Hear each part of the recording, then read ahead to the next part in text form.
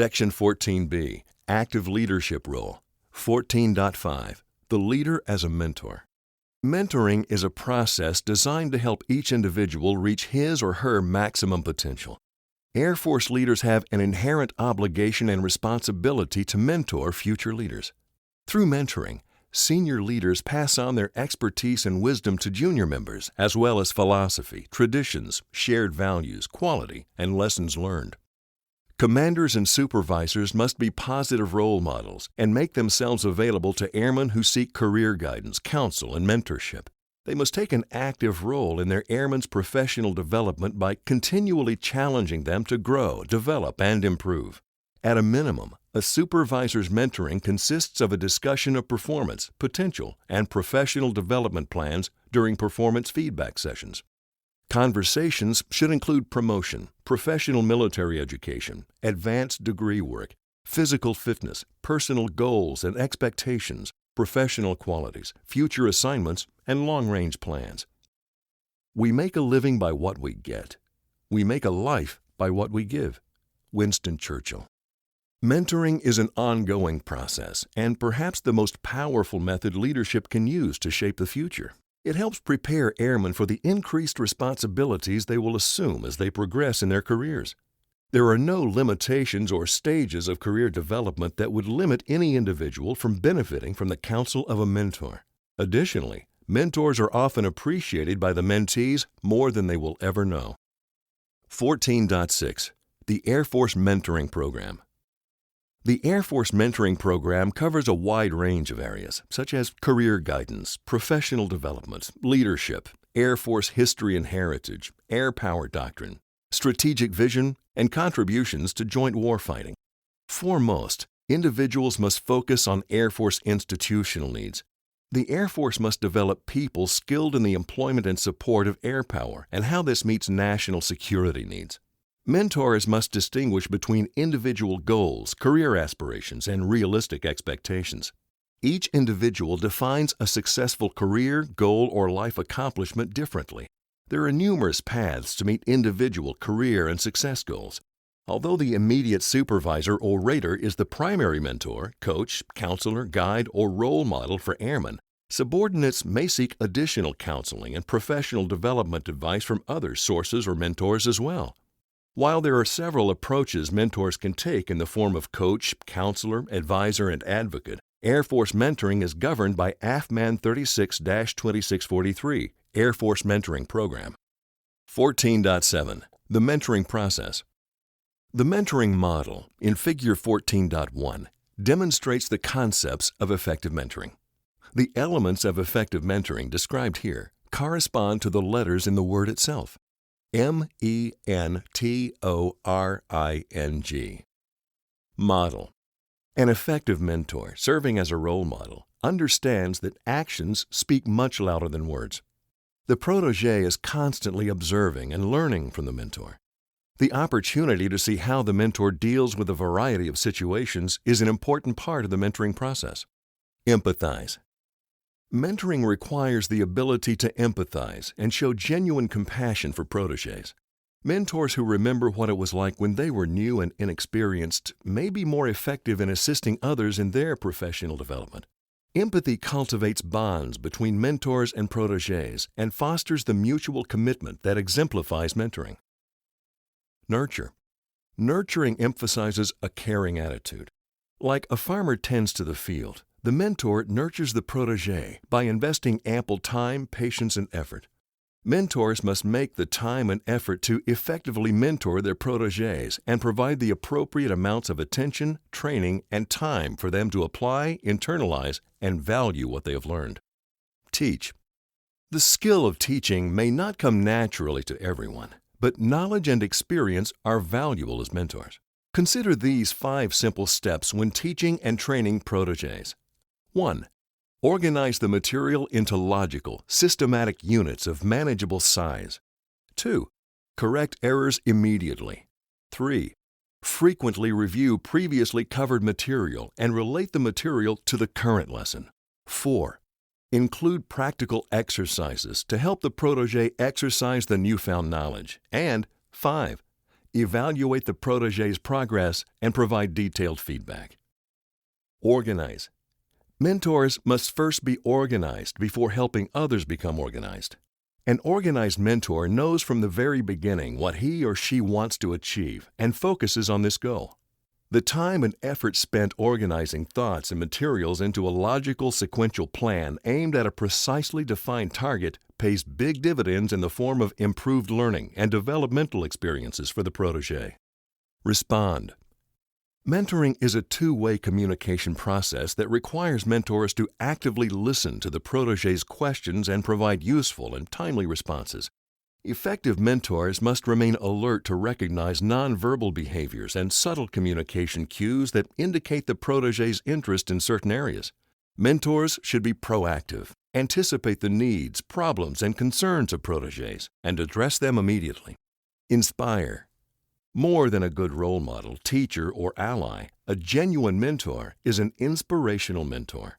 Inspirational mentors have a profound impact on protégés that encourages them to transform into a more improved being. Inspiration is a characteristic that distinguishes leaders from managers. Network. A good mentor introduces and connects a protégé with others who can provide increased guidance, support, resources, and opportunities. Networking is a vital function that helps protégés establish themselves in their professional community through a solid network of friends, acquaintances, and associates. Goal set. Sometimes people lack the experience to understand the importance of setting goals or the expertise to establish specific, achievable, and realistic goals. Mentors must help their protégés understand why goals are important. Establish short and long-term goals that are specific, achievable, and realistic, and be available to assist them in achieving their goals. 14.8. The leader as a counselor. Being involved in an airman's development and growth is essential to a leader's influence and credibility. Leaders should seek to develop and improve counseling abilities to ensure effective counseling is provided to airmen. Counseling can be conducted for a number of reasons, ranging from something as simple as discussing steps made toward achieving a goal to something as complex as addressing a significant life-changing event. 14.9. When to counsel. The key to successful counseling is to conduct the counseling as close to the event as possible.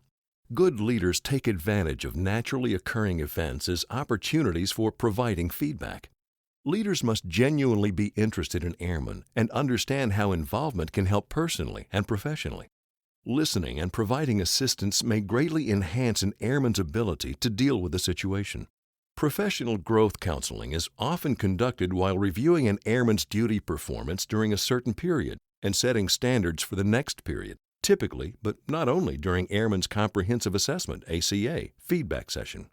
Leaders may conduct counseling for superior or substandard duty performance or behavior.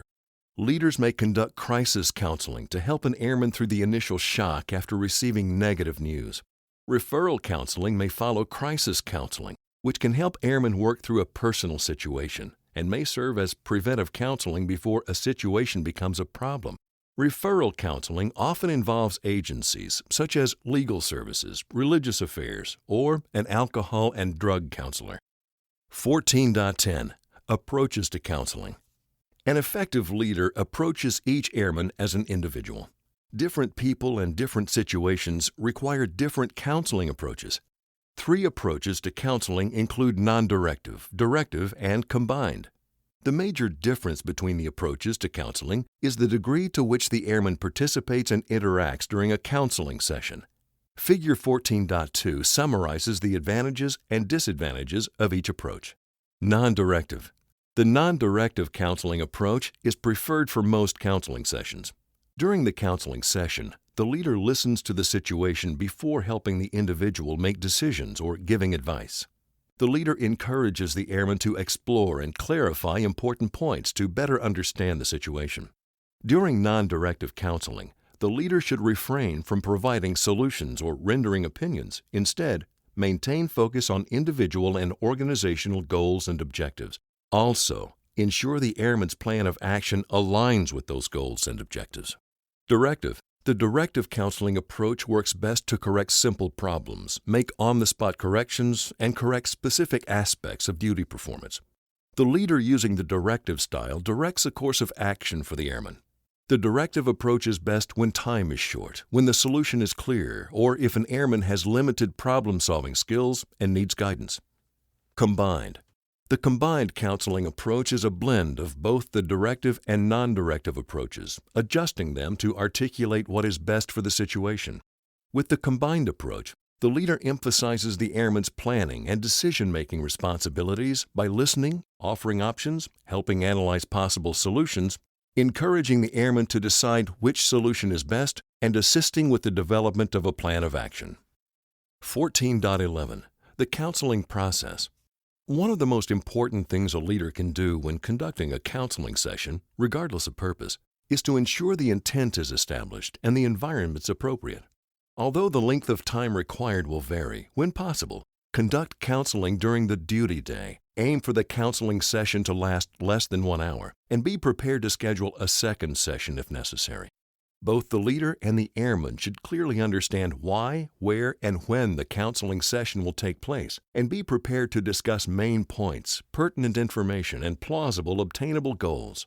Finally, the environment should have minimal interruptions and be free from distractions to show respect for the airman and the conversation. Even when you have not prepared for formal counseling, you can follow the 4 basic components of a counseling session. State the purpose, discuss the issues, develop a plan of action, and record the plan. These steps can be as simple or as elaborate as the situation requires. Also, schedule any future meetings, at least tentatively, before closing the session. Appropriate measures to consider following the counseling may include a follow-up session, making referrals, informing the chain of command, and taking corrective measures. 14.12. The leader as a coach. Effective leaders often serve as coaches who must thoroughly understand the strengths, weaknesses, and professional goals of members of their teams. Leaders coach airmen similar to the way athletic coaches improve their teams by setting goals, developing and implementing plans of action, and providing oversight and motivation throughout the process. 14.13. The lost art of feedback. During counseling sessions of any purpose or intent, there is a matter of feedback to be addressed. Feedback can provide a spark that inspires change in a career or personal life for the better. Through feedback, recipients can discover and develop in ways they did not know or think they were previously capable of. Regardless of how the feedback is delivered, showing genuine consideration for the individual is important. When a leader remains true to the nature of the feedback and delivers the message consistently, these perceptions are more likely to be subject to the trust established between the leader and the individuals they're responsible for. 2 types of feedback are supportive feedback, reinforcing an ongoing behavior, and corrective feedback, desiring a change in behavior. The feedback strategies suggested here offer a logical and effective sequence of events for helping an individual attain a goal. The person planning the session must decide on the desired objective or outcome, whether the outcome is expected to be achieved within 5 minutes or 5 years after the feedback session. Supportive feedback. Supportive feedback is used to reinforce behavior that is effective and desirable. Although good performance and appropriate behavior are expected from the employee, if supervisors concentrate on what individuals are doing well, then superior work is what individuals become aware of. What is reinforced has a tendency to become stronger, and what is not reinforced has a tendency to fade away. There are a few things to keep in mind when giving supportive feedback. Acknowledge the specific action to be reinforced. Immediately let the individual know you are pleased about something he or she did. Be specific and describe the event in behavioral terms. You finished the project, action, on time, result. We can begin to move forward to impact. Explain the effects of the accomplishment and state your appreciation. For the behavior to be reinforced, the individual must be able to see the effects of that behavior in specific observable ways. Your efforts were a major factor in securing the contract. Effect. I am pleased with your outstanding work. Appreciation. Help the individual take full responsibility for the success. One approach to help the individual internalize the success and receive satisfaction from it is to ask how the success was accomplished or if any problems were encountered and how they were overcome. In talking about what happened, the individual is likely to realize how much he or she was really responsible for. Ask if the individual wants to talk about anything else. While the individual is feeling positive and knows that you are appreciative and receptive, he or she may be willing to open up about any other issues. The positive energy created by this meeting can be directed toward other work-related issues, so take advantage of the valuable opportunity. Thank the individual for the good performance. Thanking the individual for the accomplishment assures your appreciation will be uppermost in his or her mind as he or she leaves and returns to the work setting. Corrective feedback. Corrective feedback is used to alter a behavior that is ineffective or inappropriate. A corrective feedback session may not be a particularly positive experience, but there are ways to ensure the most desired outcome is achieved. When an individual is made aware of undesirable behavior, having an immediate alternative can be effective and powerful in shaping behavior. It can also help the individual to come out of a personally uncomfortable situation in the shortest possible time and help protect the dignity of the individual. The leader should establish himself or herself as a supporter of good work and good workers, which can go a long way in developing strong, productive, supportive working relationships. By presenting an alternative the individual might never have considered, or that was considered and rejected, the leader would make the individual aware that an alternative was available at the time they chose to act otherwise. This awareness can facilitate the individual in taking responsibility for his or her own choices. That is, the individual would realize, that's right, I could have done it that way. Here are a few things to keep in mind when giving corrective feedback. Immediately describe the event in behavioral terms and explain the effect. Clearly relate in specific, observable, and behavioral terms the nature of the behavior and the effect it had on others or the organization. If you can appropriately say something to reduce the employee's embarrassment, the employee is more likely to accept the feedback in a non-defensive manner. Ask what happened. Before assuming the individual is at fault, ask what happened. In many instances, the subordinate is not at fault or is only partially responsible. At worst, the individual is given an opportunity to explain before you proceed. At best, you may receive information that would prevent you from unduly criticizing them. Help the individual to take full responsibility for their actions. The more time spent on finding out what happened, the easier it will be to help the individual take responsibility for their actions. The individual needs to learn from the experience and be willing to correct it. Develop a plan to deal with the issues. Once the individual has accepted responsibility, the next step is to help rectify the situation by collaborating and devising a plan to take action. This is also an excellent opportunity to build on the individual's strengths. I'd like for you to show the same fine attention to safety regulations that you show to job specifications. State your confidence in the individual's ability.